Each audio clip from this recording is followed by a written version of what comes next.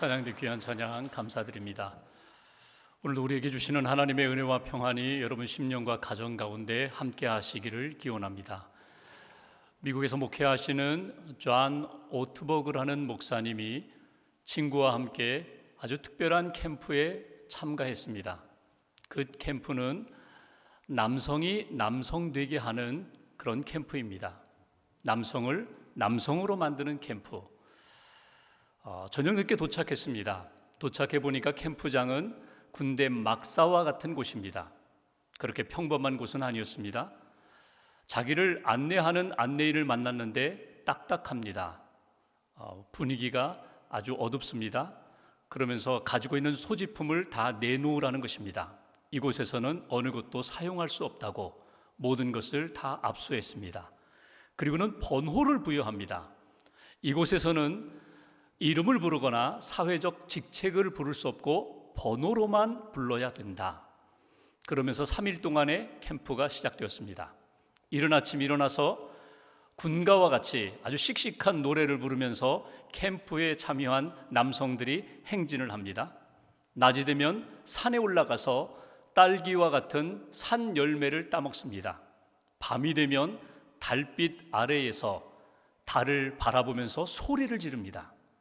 이때쯤 되면 참가한 모든 남성들이 진짜 남자가 된 것 같은 그런 기분을 느끼게 됩니다. 어느 시간에는 연극을 합니다. 역할극을 하는 것입니다. 역할극의 주제는 남성이 더 강해져야 된다. 잠자는 남성을 깨워야 된다. 내가 진짜 남자임을 회복해야 된다.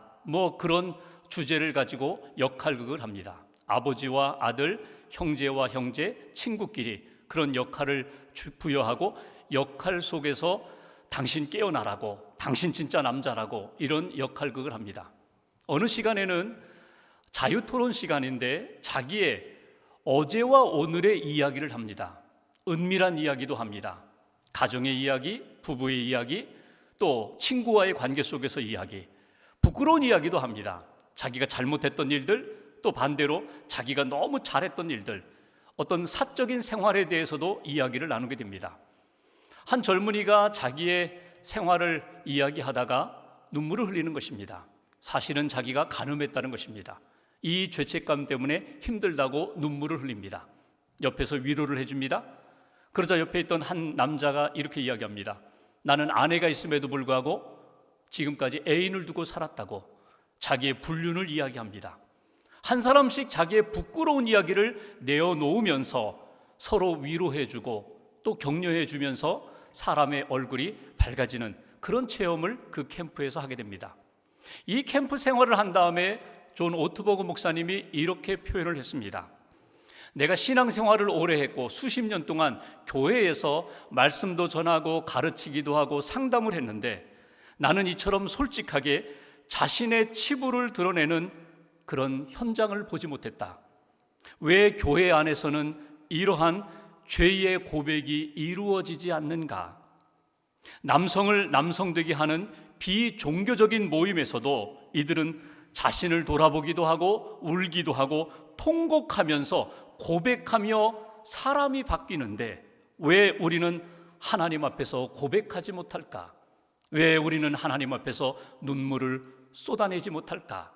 왜 우리는 하나님 앞에 통곡하는 기도를 드리지 못할까? 여러분은 어떻습니까? 여러분은 눈물을 흘리며 통곡으로 기도해 보신 적이 있습니까? 여러분이 하나님 앞에서 눈물과 통곡으로 기도했을 때 하나님은 여러분들에게 어떤 반응을 보이셨습니까? 여러분 통곡 기도 후에 여러분의 신앙생활은 어떻게 달라지셨습니까? 오늘 성경 말씀은 눈물의 이야기입니다. 아브라함의 눈물이 있고 그리고 그의 아들 이스마엘의 눈물이 있고 그의 어머니 하갈의 눈물이 있는 말씀입니다. 100세의 아들을 얻었습니다. 아브라함이 이삭을 얻고 얼마나 좋아했는지 모릅니다. 이삭이 젖을 뗄 때쯤 잔치를 벌립니다. 그런데 그 잔치 현장에서 이삭의 먼저 낳은 형 이스마엘이 괴롭히는 것을 보게 됩니다. 그리고 사라가 이야기합니다. 아브라함에게 그 하갈과 이스마엘을 내쫓으라는 것입니다. 아브라함이 갈등을 하죠. 하나님이 다시금 말씀하십니다. 내보내라. 걱정하지 말고 내보내라. 인간의 정에 매이지 말고 내보내는 것이 나의 뜻이라고. 그래서 아브라함이 어떻게 합니까? 이른 아침에 떡과 빵과 그리고 물 한 가죽 부대를 하갈의 어깨에 메어서 하갈과 그의 아들 이스마엘을 내보내는 장면입니다. 성경에는 기록되어 있지 않지만 아브라함이 얼마나 울었을까? 아마도 눈물을 흘렸을 것입니다. 17년 동안 정든 아들입니다. 하나님이 내보내라고 하시니까 내보내기는 하지만 걱정도 되고 또 안타까움도 있습니다. 이 아브라함의 아들 이스마엘과 하갈이 광야로 나아갑니다. 광야에서 방황합니다. 물이 떨어졌습니다.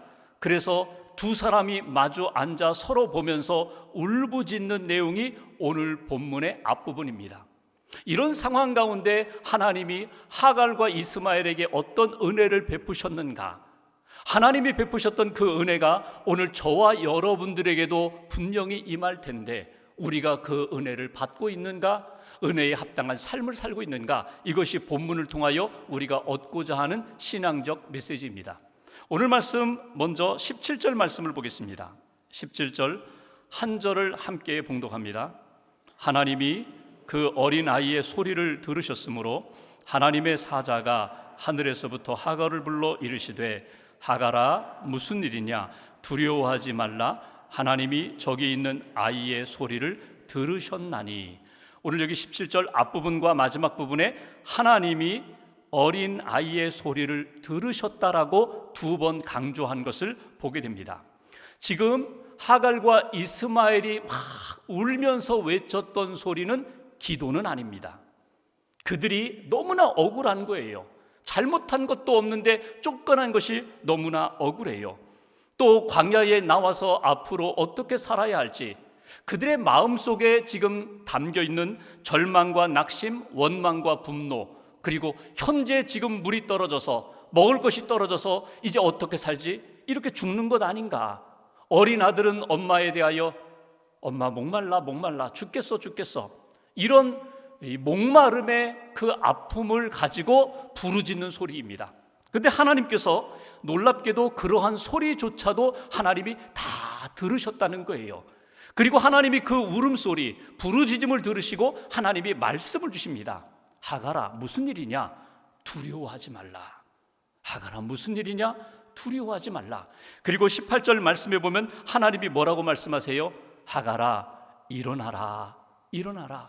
그리고 내 아이를 일으켜 세워라. 내가 붙들어 주어라. 하나님이 이렇게 말씀하시는 내용을 우리가 본문에서 읽게 됩니다.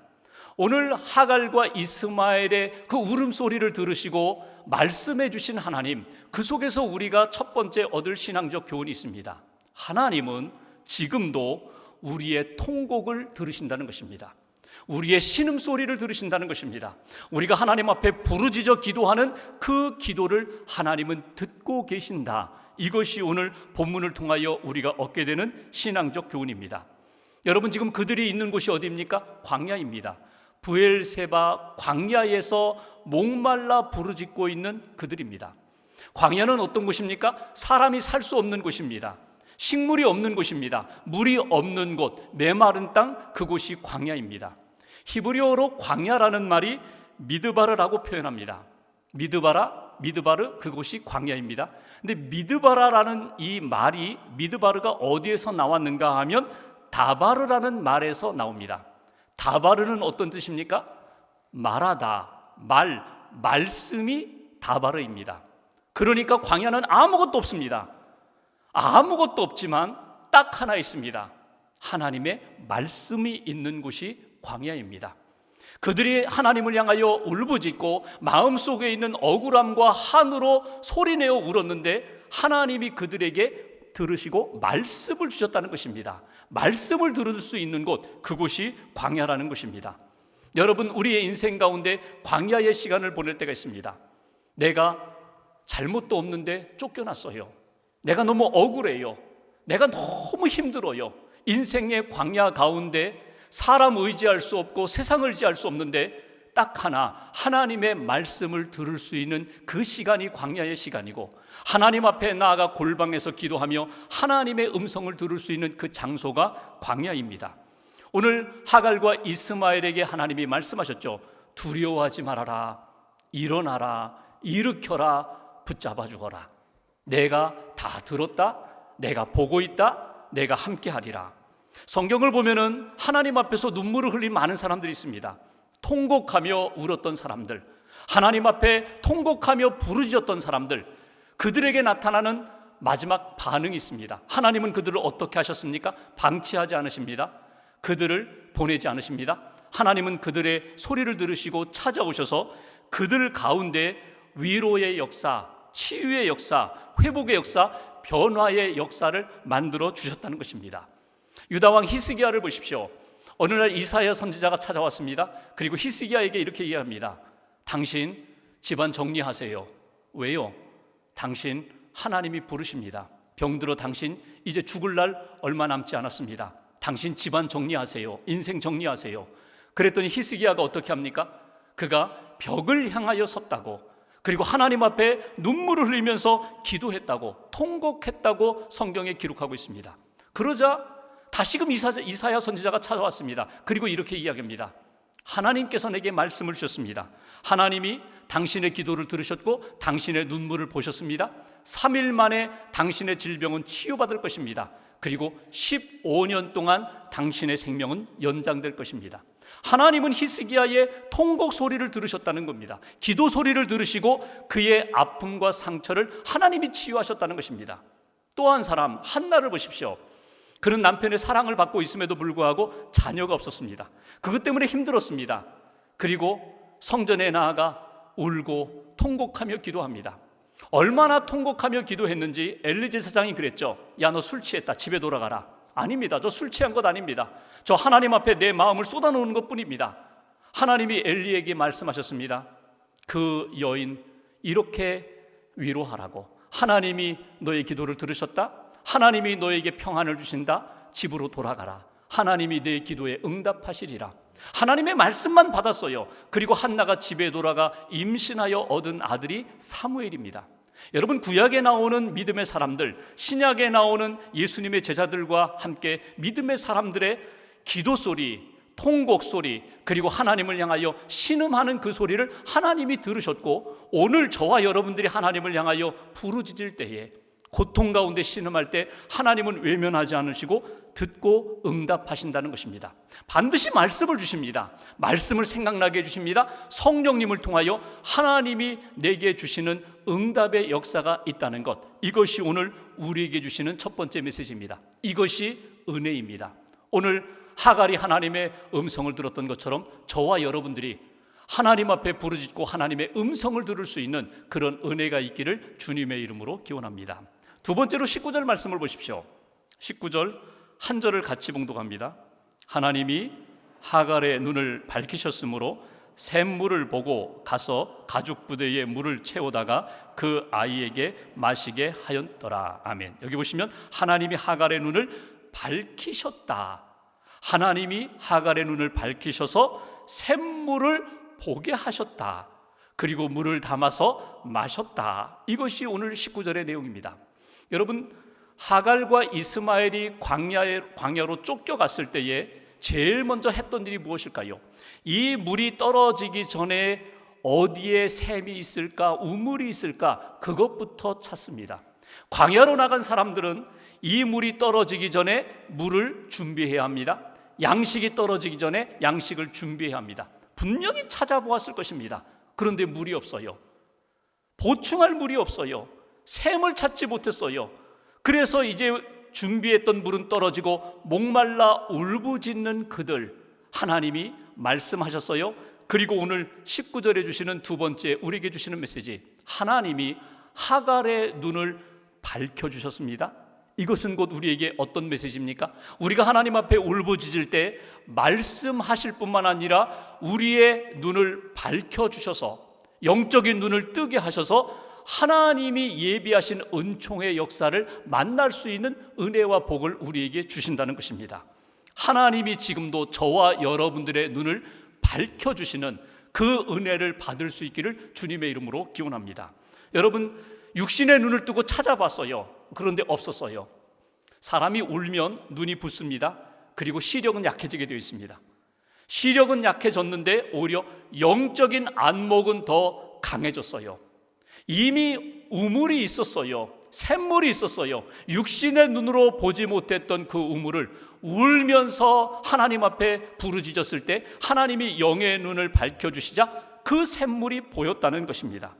어쩌면 우리 인생 가운데 눈물은, 하나님 앞에서의 통곡은 하나님의 은혜를 보게 하는 중요한 도구가 된다는 것을 여러분 놓치지 마십시오. 눈물로 기도할 때 세상 사람들이 보지 못하는 것 하나님이 보여주십니다. 이미 내게 있는 것 가운데 이것이 별 가치가 없다고 생각했는데, 이게 은혜요 복이라는 것을 미처 깨닫지 못했는데 하나님 앞에 기도하는 가운데 그 눈물의 렌즈를 통해서 하나님이 내게 주신 복을 발견하게 된다는 것입니다. 누가복음 6장에 보면은 예수님이 이런 말씀을 하세요. 원수를 사랑하라, 축복하라, 용서하라, 이런 말씀을 주시면서 6장 38절에 주라 그리하면 너희에게 줄 것이니 곧 후이되어 누르고 흔들어 넘치도록 하여 너희에게 안겨주리라. 하나님의 사랑을 받고 용서하고 축복하고 그리고 품고 나누어 주는 인생이 되면 하나님이 넘치도록 우리에게 은혜를 주신다는 거예요. 근데 이 은혜는 어떤 사람이 확인하는 줄 아세요? 그것은 하나님 앞에서 믿음의 안목이 열린 사람들이 확인하는 거예요. 여전히 육신의 눈을 가지고 세상의 욕망의 눈을 가지고 살아가는 사람은 물질이 들어와야 복이라고 생각하는데, 하나님이 주시는 복은 물질만이 아니라 그거보다 더 귀한 영적인 은혜와 생명의 복을 비로소 깨닫게 된다는 것입니다. 그러니 영적인 안목이 열리는 순간, 아, 하나님의 은혜가 내게 이미 임했고 지금 내 곁에 있는 이 모든 일들도 하나님의 복이라는 것을 뒤늦게 깨닫게 된다. 이것이 오늘 하나님이 하갈의 눈을 밝혀주시면서 비로소 샘물을 발견하고 샘물을 마시는 그런 은총의 역사로 나타나는 것을 우리는 보게 됩니다. 여러분, 문제의 해답이 멀리 있지 않아요.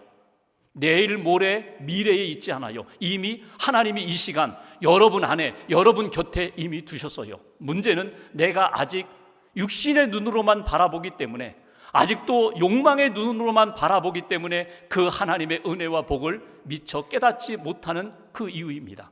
오늘 하갈이 영의 눈이 뜨이자 하나님이 예비하신 그 샘물을 만난 것처럼 이미 내 안에, 우리 곁에 가까이 있는 하나님의 은혜와 복을 믿음의 눈으로 발견할 수 있는 하나님의 사람 되시기를 주님의 이름으로 기원합니다. 엘리사 시대에 아람 군대가 엘리사를 붙잡으려고 포위를 했어요. 도단 성을 아예 에워쌌어요. 사환이 두려웠습니다.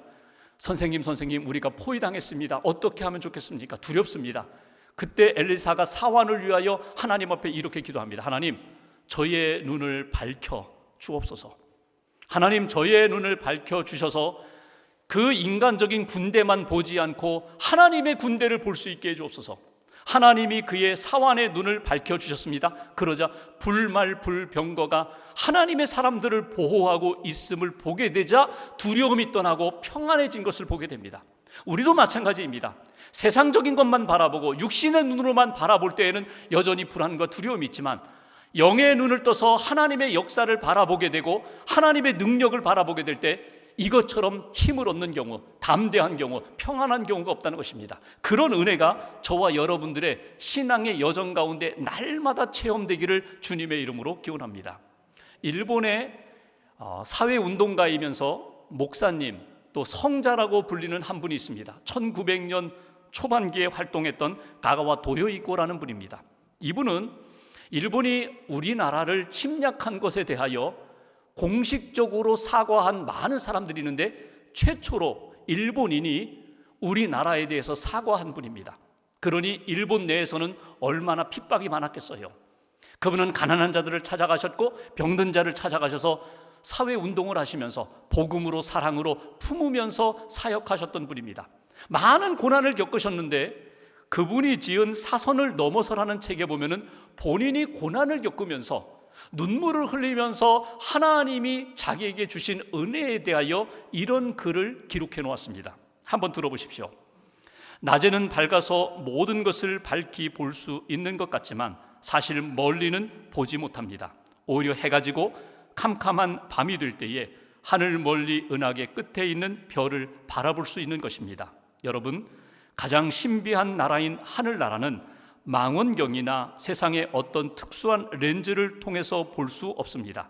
그런데 이상하게도 눈물의 렌즈를 통하여야만 이 하늘나라의 신비를 깨닫게 되는 것입니다.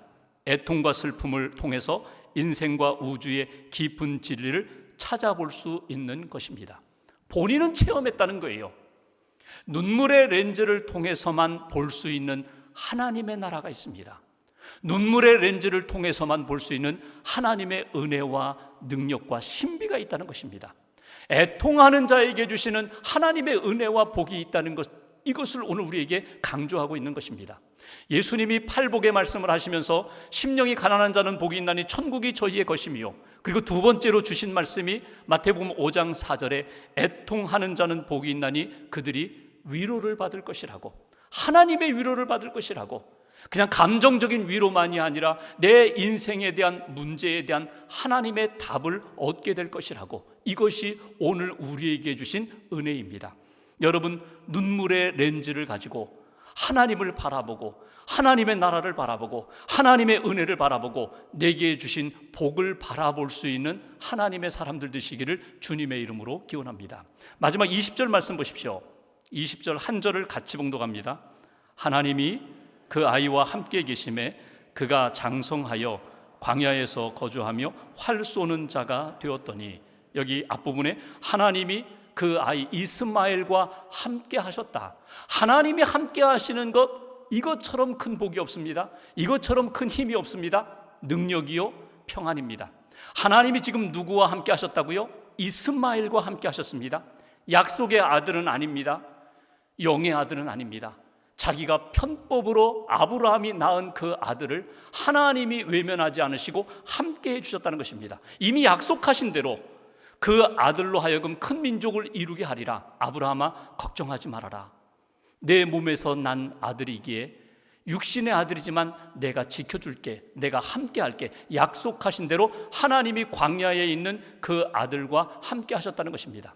여러분, 우리에게 주신 은혜와 복이 있습니다. 오늘 세 번째 메시지, 하나님이 오늘도 우리와 함께 하십니다. 임마누엘, 하나님이 우리를 떠나지 않으시고 우리와 함께 하십니다. 하나님이 나와 함께 하십니다. 내가 어떤 상황에 처하더라도 하나님은 나를 떠나지 아니하시고 함께 하신다. 오늘 이스마엘의 모습을 보실까요? 하나님이 함께 하셔서 그가 장성하며 활 쏘는 자가 되었다는 거예요. 용사가 되었다는 거예요. 힘 있는 자가 되었다는 거예요. 하나님이 함께 하심으로 잘 자라고 힘 있는 자가 되었는데, 하나님은 이스마엘과 함께 하는데 이스마엘은 하나님을 향한 삶을 살질 않아요. 하나님이 우리와 함께 하실 때 하나님의 소원은 뭔지 아세요? 너는 내가 함께하니 나에 속한 사람이 되어라. 세상에 속한 사람이 아니라 하나님께 속한 사람이 되어라. 육에 속한 사람이 되지 말고 영에 속한 사람이 되어라. 성령의 사람이 되어라. 믿음의 사람이 되어라. 이것이 하나님의 소원인데, 오늘 이스마엘은 하나님께 속한 사람이 아니라 세상에 속한 사람으로 기울어집니다. 육에 속한 사람으로, 자기의 힘을 의지하는 사람으로 나아갑니다. 그리고 오늘 본문 마지막 21절 말씀 보시면 그 이스마엘의 어머니 하갈이 자기 아들 짝을 지어줘요. 그 며느리감을 어디에서 얻어요? 애굽에서 찾아서 짝을 지어줘요. 하갈 본인도 애굽 사람이었죠. 지금까지 아브라함 집에 있으면서 많은 하나님의 은혜를 경험했는데 하나님의 은혜대로 결정하지 못하고 자기가 옛날 속했던 애굽의 문화와 생각대로 자기 아들에게 짝을 지어주는 것을 보게 됩니다. 여러분, 애굽과 가나안의 차이가 무엇입니까? 애굽은 가나안에 비하면 어둠입니다. 죄입니다. 갈등입니다. 하나님이 우리에게 원하시는 것은 무엇입니까? 하나님이 함께 하시면 하나님이 원하시는 방향으로 움직이는 거예요. 하나님의 꿈대로 움직이는 거예요. 하나님이 주시는 마음과 생각으로 움직이기를 원하시는, 영에 속한 사람이 되기를 원하셨는데, 오늘 이스마엘이, 하갈이 세상으로 기울어지는 모습을 보게 됩니다. 창세기부터 요한계시록까지 끊임없이 하나님이 주시는 말씀이 있어요. 오늘도, 지금도 주시는 말씀, 내가 너와 함께한다.